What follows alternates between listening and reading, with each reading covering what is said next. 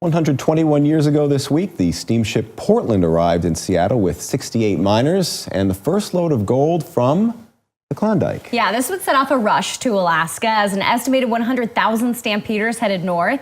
And in this week's Storytime with Aunt Phil, author Laurel Downingville tells us about the now famous path many of these hardy souls would take. Starting in southeast Alaska, the Chilkoot Trail took the majority of gold seekers north through Canada to the rich Klondike fields. But most didn't realize just how long and difficult the journey would be to the epicenter of the region, Dawson City. So Laurel, take us through it. Where does this all begin? Well, Canadians demanded that each gold seeker have a year's worth of supplies to tide them over while they were in Canada. So each stampeder then had to drag 2,000 pounds of supplies with them to the Klondike. Most outfits consisted of about 1,200 pounds of food, 800 pounds of clothes and equipment. Their northern journey began in Skagway, where the steamers from the west coast landed.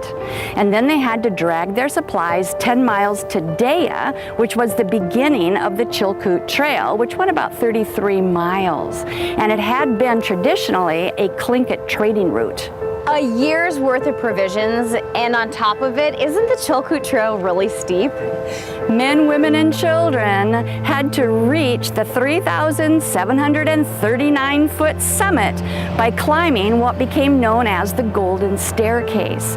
It was 1,500 steps carved into the ice at the steepest point. And men had to climb that steep part 20, 30, 40 times in order to get all of their provisions to the top. For it took about 6 hours per ascent with at least 50 pounds on your back. Sometimes it took longer because so many people were trying to climb it. So what did they do once they got all of those supplies, multiple trips, and they were finally at the top of the summit, all ready to go? Well, once they passed inspection with the Northwest Mounted Police, then they had to drag everything all the way to either Lake Bennett or Lake Lindeman. So once they reached the water's edge, those prospectors actually traveled about 2,500 miles relaying all of their stuff to that point. Then they had to build boats because they had to continue their journey another 500 miles down the Yukon. And they had to hope that they built their watercraft sturdy enough to be able to navigate through canyons, winding waters, and treacherous rapids in order to get to Dawson City. Many did not make it.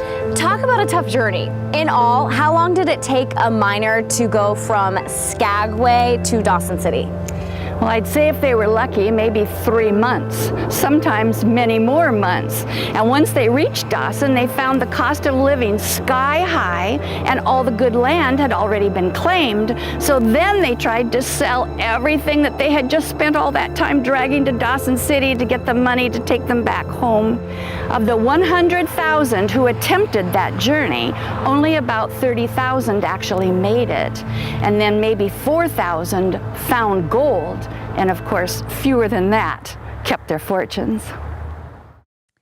A journey not for the faint of heart. Talk about a tough trek. Yeah. And then you get there and you want to go home. Wow. Well, next week in Storytime with Aunt Phil, the story of one of Alaska's first university-trained artists, Eustace Paul Ziegler, how he went from preaching to painting the epic struggle of the sourdough days. That's next week on Daybreak.